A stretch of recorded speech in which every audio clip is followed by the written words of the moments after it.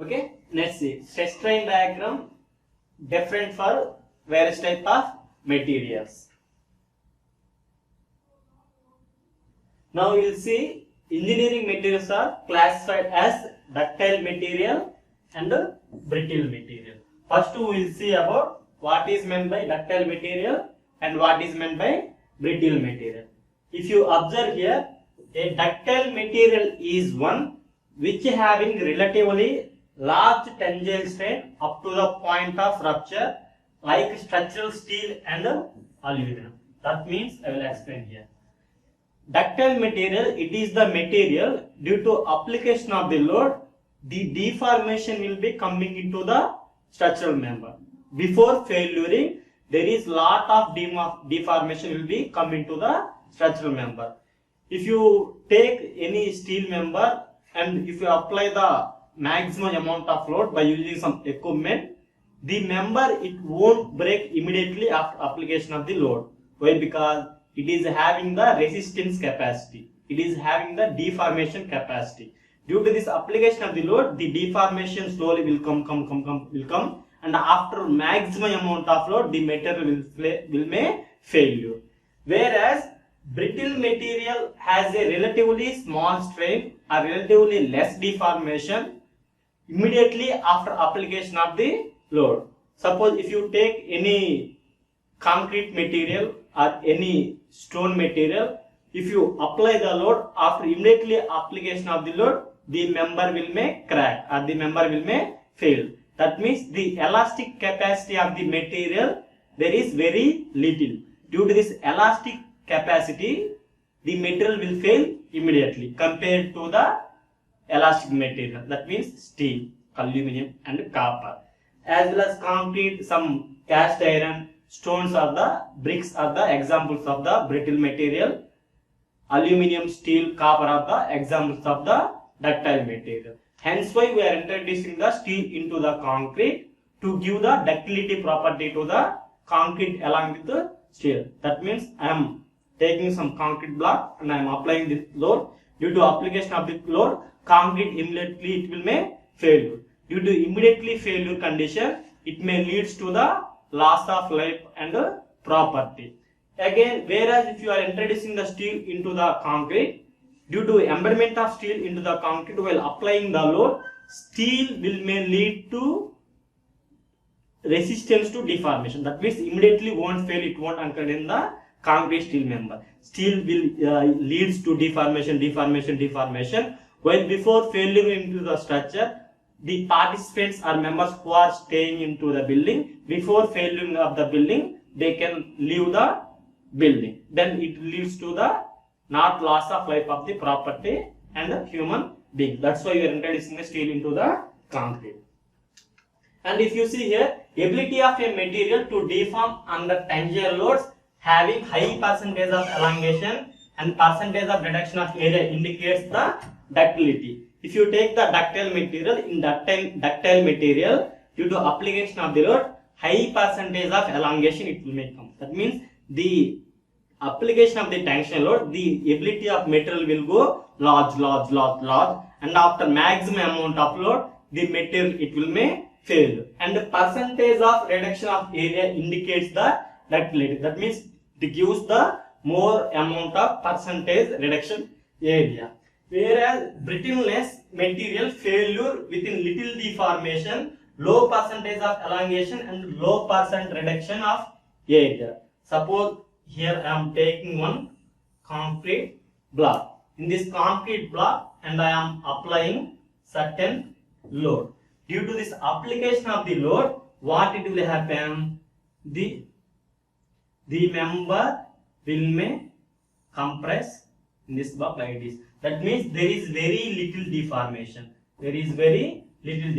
As well as the cross sectional area also it leads to very little. Hence why concrete we are taking it as a brittle metal. Whereas if you take the steel member or steel bar, in the steel member I am applying some amount of tensile force.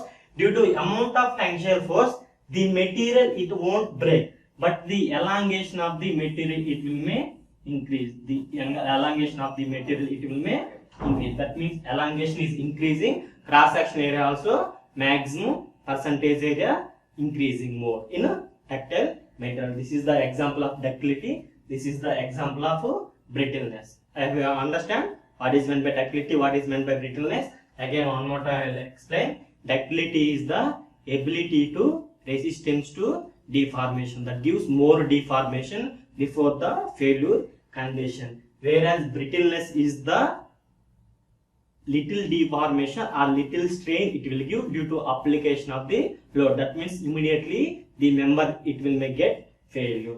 These are the both examples of ductility and brittleness. Now we will see the stress strain diagram for the mild steel. That means I am purchasing some steel rod or steel bar from the manufacturing steel industry, and I am keeping into the universal testing machine, and I am applying the load. Due to application of the load, what it will happen? The member it will may elongate. For how much amount of load, how much elongation is acting in different loading condition, in different phases, how the material it will may deform, how the material it will may behave, we will discuss here. First we will see here what is meant by stress and what is meant by strain. Stress already you know. Stress is nothing but load by area. Stress is nothing but load by area. That means resisting force per unit area. That means while taking any member, I am applying the load. Due to application of the load, how much amount of area it will resist to the particular application of the load, where sigma equal to load by area, resisting force per unit area, where strain E equal to change in length to the original length, where strain is the ratio of change in length to the original length. First, before application of the load, what is the length of the structural member? Again, due to application of the load, how much elongation is acting and how much force we are giving. That is the relationship between stress and strain. If you observe here, I took one mild steel bar or mild steel rod, and I conducted the experimental investigation on a tangential test. If you observe here, I drawn the plot for stress with respect to strain. That means I took the steel rod, I am applying the load. Due to application of the load, where I am loading increasing, due to continuous increasing of the load, the member will may deform into different positions and different phases. If you observe here, I am taking the y-axis as stress and x-axis as strain. In x-axis I am taking as a strain, y-axis I am taking it as a stress. Why? Because strain is the first occurring on the structural member. Due to resist that strain, stress is acting on the structural member. That means suppose first I am taking the member and I am applying the load. Due to this application of the load, immediately the deformation it will may act. To resist the deformation, structure it is having the own capacity to resist that strain. That's why we are taking it as a stress on y-axis. That is, stress is the independent function. And if you see here, I plotted the stress strain diagram for a mild steel. If you observe here, from O to point P, this is the curve from O to point P. From O to point P, it will be called as a proportionality limit. That means stress is directly proportional to the stress is directly proportional to the strain. That means if you apply the load, strain it will may happen. If you remove the load, again strain will get into the original position, that is O. To remove that proportionality constant, I am introducing some constant that it will be called as a Young's modulus of elasticity, that is strain epsilon. Stress is directly proportional to strain. That means up to this limit, if you apply the load, strain it will may happen. If you remove the load, member will may regain its original position up to this portion. If you see here, sigma is directly proportional to strain. That means where sigma is the resisting force per unit area, load by area, strain equal to change in length to the original length. If you substitute here, stress equal to E into epsilon. Now I want to calculate the modulus of elasticity. If you substitute the modulus of elasticity value, E equal to stress divided by strain, where E equal to stress divided by nu. Units of the stress, it will be nothing but Newton per mm square. Why? Because stress we are having the units megapascal or Newton per mm square. Hence why E is the modulus of elasticity of the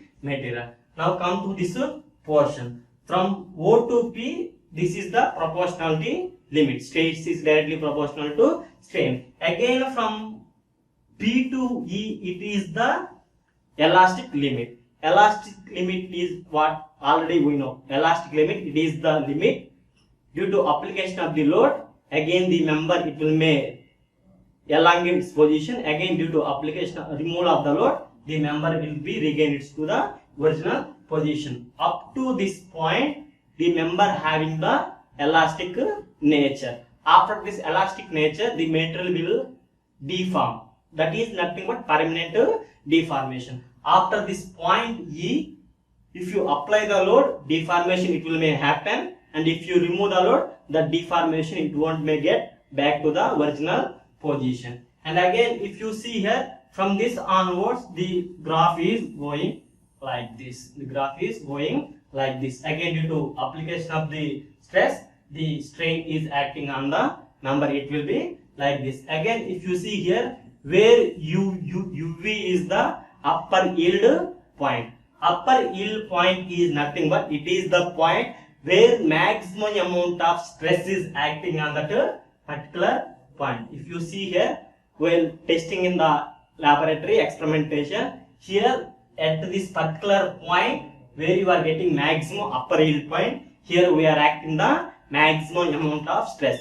Due to this maximum amount of stress, the strain also it will may vary. Again, where this point it will be called as a lower yield point. Lower yield point, it is the point where minimum stress is acting on the structural member. In upper yield point, maximum amount of stress is acting, whereas in a lower yield point, minimum stress is acting. Again, from lower yield point to this point, we are having the strain hardening as well as we are having the necking or rupture of the material. If you see here, from upper yield point to some elastic limit to some strain hardening, we are having the uniform plastic region. Uniform plastic region. That means the deformation is going on continue.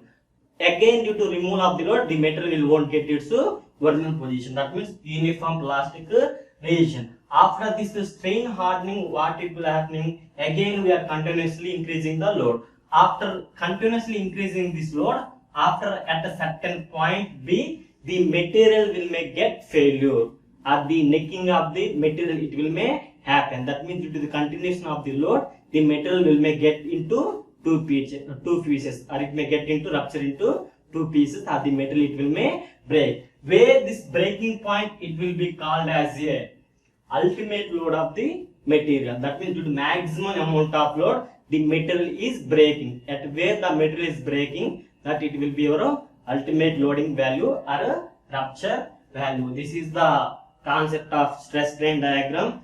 Due to application of the load up to proportionality limit, stress is directly proportional to strain. If you apply the load, strain it will may happen. If you remove the load, strain will regain its to original position. Again, from proportionality limit to elastic limit, we are having stress is directly proportional to strain. Up to here also, the material will be regain its to original position. After this elastic limit, we are having the upper yield point, that is permanent deformation is acting. At upper yield point is the point where maximum amount of stress is acting on the material. Lower yield point is the point where minimum amount of stress is acting on the point. And the strain hardening, the material is continuously uniformly in plastic region. At the maximum amount of load, the material will may get into fracture failure. That fracture failure point, it will be called as a breaking failure. And the load corresponding to the maximum amount of failure condition, that it will be taking as a ultimate strength of the material or ultimate load of the material. This is the concept of stress strain diagram. Now, next come to the assumptions of limit state of collapse under flexible condition. Already we have discussed about the limit state of collapse under flexible condition. According to IS 456 2000, we are having the different set of limitations, different set of rules for designing different type of sectional member.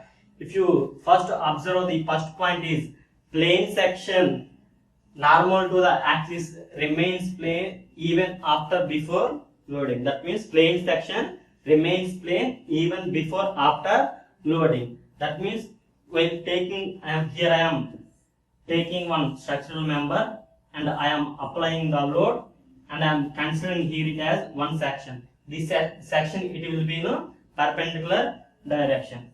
If you see this member, due to this application of the load, the member it may bend like this. The member it will may bend like this. Again, if you see the section, due to this application of the load, the section it will may transfer to from this position, this position, this position. At the neutral axis, there is no stress acting on the member. Again, after neutral axis, if you see here, the stress it will be acting in this direction. If you observe here, the linear diagram what I am drawing is plane section remains plane even and after loading condition. Before applying the load, the section is plane. After application of the load also, the section is plane. That means remains strain variation is linear. That means if you see here, above the neutral axis we are having the compressive forces, below the neutral axis we are having the tangential force. Already we have discussed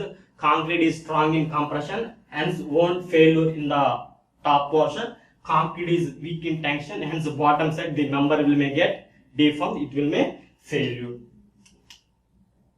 And see here, the maximum strain in concrete at the outermost compression fiber is taken as 0.0035 in bending. That means while applying the load on the concrete member, the concrete member will may lead to strain. The maximum strain it will be in the limit of 0.0035. Beyond that strain value, we are not considering it for the construction purposes. Now I will explain about how this strain we are calculating based on the stress strain diagram for the concrete. And if you see here, this is the,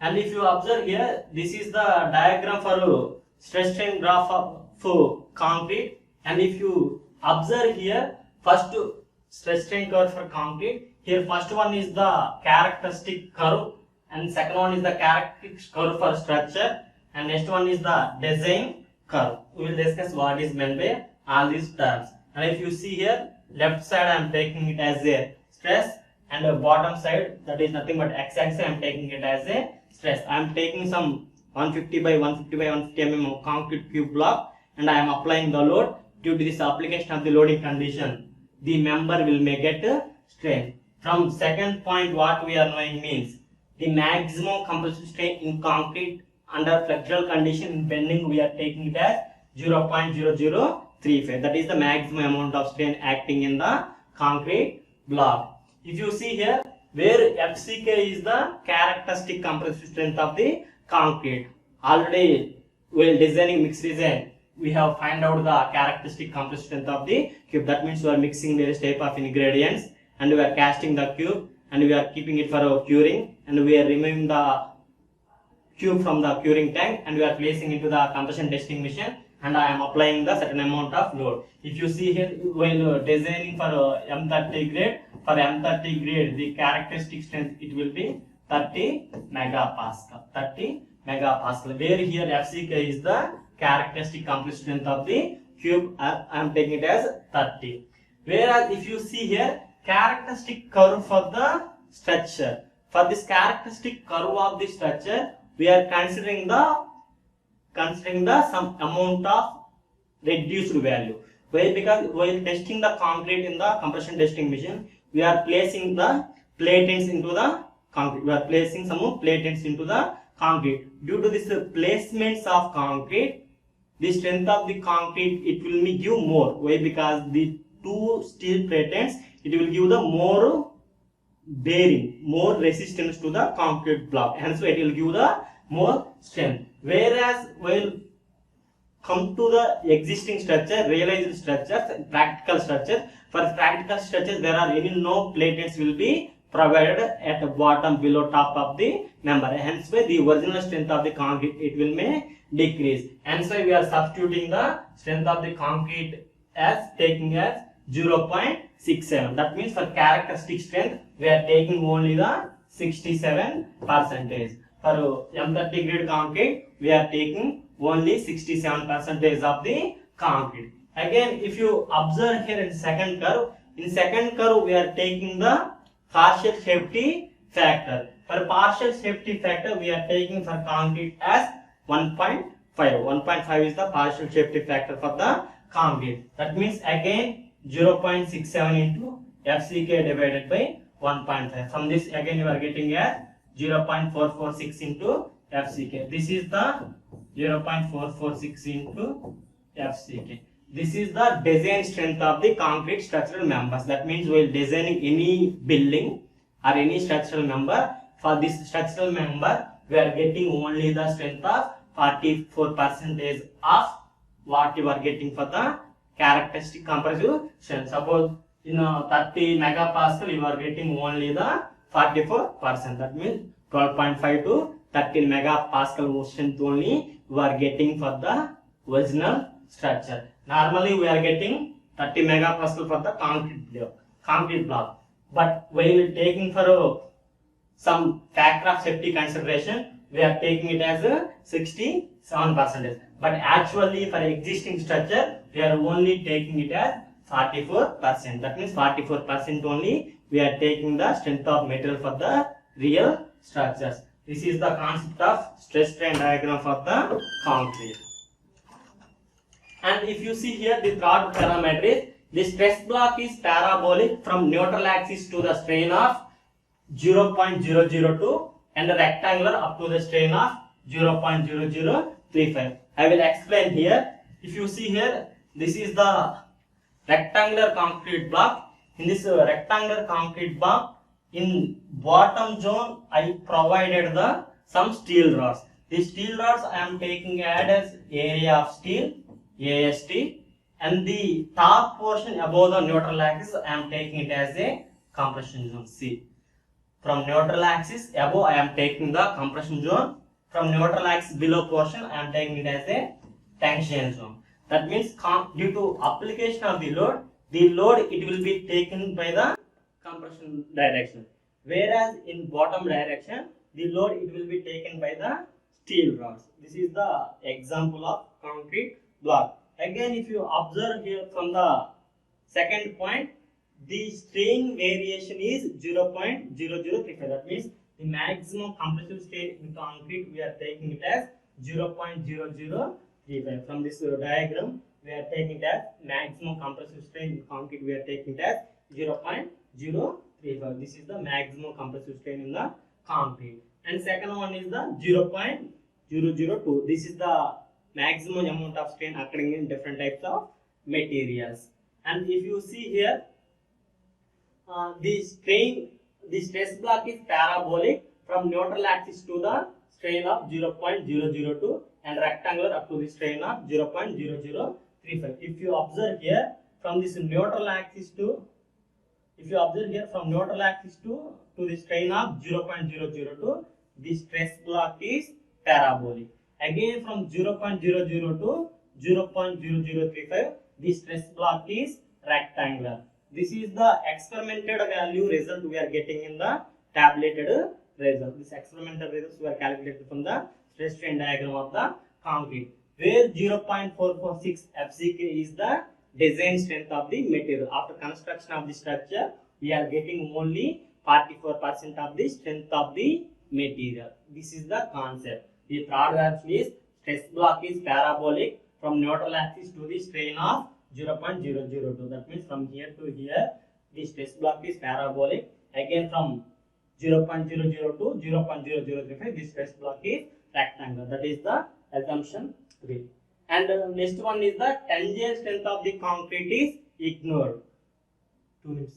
tensile strength of the concrete is ignored. That means the concrete what you are providing